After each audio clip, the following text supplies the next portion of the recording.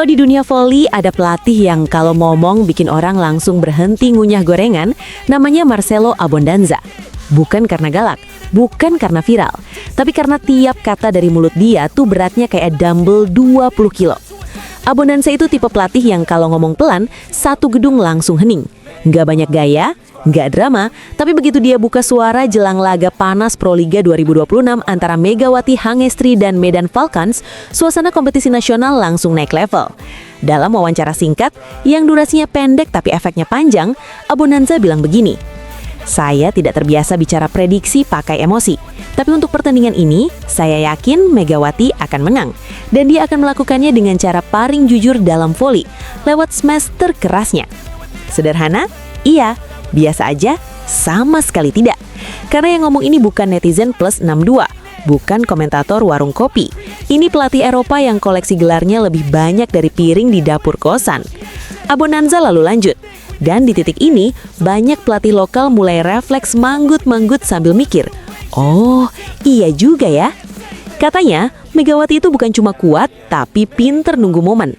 Dia tahu kapan harus sabar, kapan harus boom. Timingnya matang, mainnya tanpa ragu.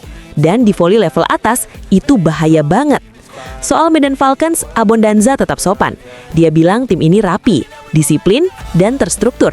Tapi, dan ini tapinya penting, kadang struktur sekuat apapun bisa ambruk kalau ketemu pemain yang main pakai kemauan sendiri. Ada momen di voli di mana sistem berhenti bekerja. Di situ hanya pemain besar yang berbicara, dan Megawati adalah tipe yang ambil alih pertandingan. Alias, diagram boleh rapi, strategi boleh lengkap, tapi kalau Megawati lagi on, ya siap-siap, diagramnya jadi hiasan doang. Yang paling lucu, Abondanza malah bilang tekanan itu bukan musuh Megawati. Kalau pemain lain keringetan pas semua mata ngeliatin, Megawati malah kayak, "Oh, ditonton, ya udah sekalian." Banyak pemain bisa memukul keras, tapi sangat sedikit yang bisa memukul keras saat semua mata tertuju padanya. Dan soal smash, Abondanza bikin definisi baru. Katanya, smash terkeras itu bukan yang paling kencang, tapi yang paling nyakitin lawan. Dan Megawati hampir selalu milih opsi yang bikin lawan mikir, kenapa bola itu jatuhnya di situ sih? Pas ditanya soal blok ganda atau triple block, Abondanza cuma senyum tipis, senyum orang yang udah kenyang pengalaman. Blok itu reaksi, Megawati itu inisiator. Selama dia pegang tempo, blok selalu telat setengah detik. Terjemahan bebasnya, mau lompat rame-rame? Boleh, tapi bolanya udah nyampe lantai duluan. Abondanza nutup dengan kalimat yang kelihatannya kalem, tapi efeknya kayak gong pembuka final. "Saya percaya kerja tim, tapi di laga besar, selalu ada satu nama yang menentukan sejarah. Untuk pertandingan ini, namanya Megawati Hangestri." Dan sejak kalimat itu keluar, Proliga 2026 langsung terasa beda. Masuk ke situasi lapangan. Pekan keempat Proliga 2026 resmi dimulai Kamis 29 Januari 2026 di Gor Tridharma Gresik. Untuk sektor putri, tuan rumah Gresik Fon Kaca Plus Indonesia lagi santai di puncak klasemen. Performa mereka masih susah ditandingi. Sementara itu Jakarta Pertamina Enduro, sang juara bertahan, masih parkir di posisi kedua. Menang 3 kali dari 5 laga. Konsisten? Lumayan, tapi belum ngeri-ngeri amat. Skuadnya jangan ditanya. Ada Tisyaya Amalia, Nurlaili Kusuma, dan tentu saja Megawati Hangestri. Pemain asing? Ada Iana Sherban dan Wilma Salas. Tapi sejauh ini urusan poin, ya Megawati lagi. Berdasarkan data bola.ordt, Megawati udah ngoleksi 97 poin, peringkat ke-6 top skor.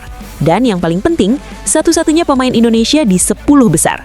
Masalahnya, terlalu ngandelin Megawati itu ibarat motor kenceng tapi bensinnya 1 jerigen. Kenceng tapi riskan. Pelatih Pertamina Enduro Lars Lioglu bahkan sempat nyentil soal konsistensi setelah kalah dari BJB Tanda Mata. Untungnya Pertamina Enduro langsung bangkit. Mereka bantai Jakarta Popsivo Polwan 3-0 dan Kapten Tisha bilang timnya lagi di fase bagus. Akhir pekan ini berat. Jumat 30 Januari 2026 lawan Medan Falcons. Minggu 1 Februari 2026 ketemu BJB Tanda Mata. Dan sekarang dengan satu kalimat dingin dari Marcelo Abondanza, semua mata tertuju ke satu hal. Apakah Megawati akan membuktikan bahwa smash terkeras memang selalu datang dari keputusan paling tepat? Ya.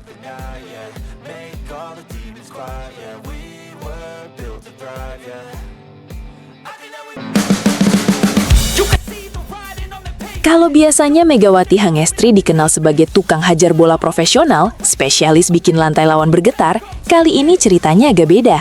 Mega bukan cuma jadi speaker, tapi juga nyambi jadi tukang ngatur lalu lintas bola. Iya betul, selain punya smash keras kayak tagihan akhir bulan, Mega ternyata juga punya sentuhan umpan yang halus, tenang, dan adem, kayak wifi tetangga pas lagi gratis. Dalam laga Jakarta Pertamina Enduro melawan Popsivo Polwan, Mega tercatat 3 kali berubah profesi dadakan, dari speaker jadi setter, tanpa CV, tanpa interview, langsung kerja. Padahal secara statistik, tugas utama Mega waktu itu sudah berat. 20 poin total, 14 poin serangan, 4 ace, 2 blok monster. Itu bukan pemain volley, itu paket komplit isi ulang. Tapi justru yang bikin heboh bukan cuma angkanya, melainkan kelakuannya di lapangan.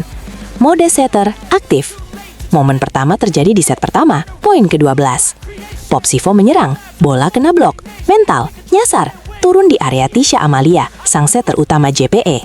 Tisha sudah pegang bola, mikir sebentar, lalu kayak bilang dalam hati, "Duh, posisi nggak enak, siapa ya?" Dan tiba-tiba, cereng, Mega muncul. Bukan sebagai speaker, bukan sebagai penyerang, tapi sebagai pegawai honorer bagian umpan. Dengan gaya kalem, lutut ditekuk, tangan siap, ekspresi wajah serius kayak lagi ngerjain soal UTBK. Bola disentuh, didorong, dikirim manja ke Wilma Salas. Salas tinggal bilang, "Terima kasih mbak," lalu duar. Poin. Netizen, oh, pelatih, setter utama, mode setter, upgrade emosional. Belum cukup, di poin ke-20, Mega mengulang kelakuan. Rally panjang, bola kemana-mana, Tisha ngeblok, bola mental, Mega ngedik, Tisha nyoba tipu, gagal, bola balik lagi ke Mega. Normalnya speaker akan panik, Mega tidak. Dia malah mikir, oke, waktunya jadi setter lagi, dan plok. Umpan super halus dikirim ke Wilma Salas, Salas smash, poin. Sementara itu kamera menangkap ekspresi Tisha Amalia, senyumnya lebal, matanya berbinar, mukanya kayak bilang, "Ya ampun, ini speaker apa malaikat penolong?" Itu bukan senyum biasa, itu senyum orang yang ngerasa hidupnya dipermudah. Mode setter, final boss. Masuk game ketiga, skor 12-12, tegang. Popsivo salah umpan, Risa quick attack, diblok, bola mental, Tisha kejar bola, hidup, tapi posisinya nggak enak. Dan lagi-lagi, Mega muncul. Seperti NPC langganan muncul di waktu kritis. Padahal badannya menyamping, posisi nggak ideal, normalnya passing bawah. Tapi Mega berkata dalam hati, "Passing atas aja, biar estetik." Dan benar saja, umpan dikirim ke Wilma Salas, Salas smash, poin. Kesimpulan nasional, jadi dalam satu pertandingan, Mega itu bisa jadi mesin poin, jadi tembok hidup, jadi tukang servis, dan jadi setter darurat. Satu pemain, 4 fungsi, hemat anggaran klub. Megawati Hangestri membuktikan bahwa diri ini bukan cuma speaker berbahaya, tapi juga pemain cerdas, tenang, dan fleksibel. Saat tim butuh penyerang, dia siap. Saat tim butuh pengatur serangan, dia juga bisa. Singkatnya, Mega itu bukan cuma pemain volley, dia itu paket komplit edisi premium, bonus setter, dan garansi bikin setter utama bahagia.